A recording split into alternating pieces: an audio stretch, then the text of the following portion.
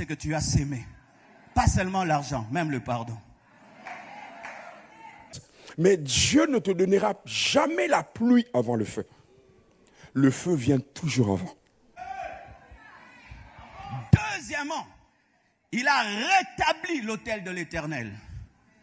Rétablir l'autel, c'est se repentir. C'est revenir vers Dieu. Dans Genèse chapitre 49, venons de lire. Lorsque Jacob libère des paroles prophétiques à tous ses enfants, il arrive auprès de Judas.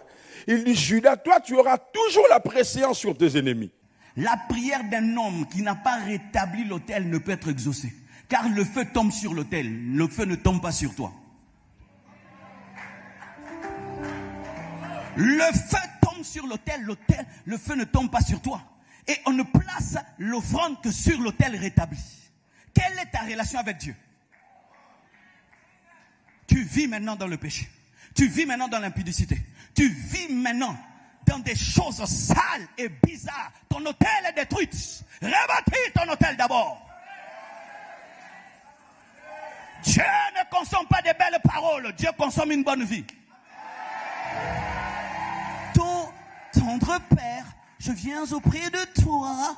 Arrête la beauté des paroles et la beauté de la vie, la sainteté, la pureté, la foi, la douceur. Alléluia. Rebâtis ton autel. Toi qui n'aimes plus Dieu comme avant, reviens à Dieu. Avant de prier, reviens à Dieu. Tu aimes beaucoup la prière, mais tu n'aimes pas beaucoup Dieu. Il est possible d'aimer la prière sans aimer Dieu. Il est possible de vouloir le feu sans aimer l'autel rétabli. Et là, la Bible ne donne pas le nombre. Élie est seul. Dans le principe de Dieu, lorsqu'il te donne une promesse, il te fait une promesse, prophétie ou par simple parole. La parole de Dieu, lorsqu'elle sort, elle vient avec ces deux dimensions. Elle vient dans la dimension du feu et elle vient avec la dimension de la pluie. La pluie parle de la bénédiction.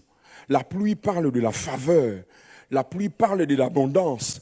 Mais Dieu ne te donnera jamais la pluie avant le feu. Le feu vient toujours avant. Dans Genèse chapitre 49, venons de lire. Lorsque Jacob libère des paroles prophétiques à tous ses enfants, il arrive auprès de Judas. Il dit, Judas, toi tu auras toujours la préséance sur tes ennemis.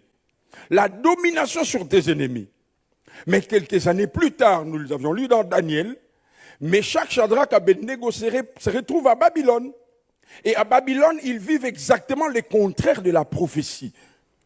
Ils sont pris par Nabuchodonosor, esclaves. Lorsque Nabuchodonosor est arrivé à Jérusalem, la première chose qu'il a faite, c'est quoi? Il a détruit les temples. Est-ce que vous savez que les temples, c'est l'aéroport de Dieu? Même dans le combat, quelqu'un entend ça? Même dans le siège, parmi les premières choses, lorsqu'on attaque un pays, on touche, c'est l'aéroport.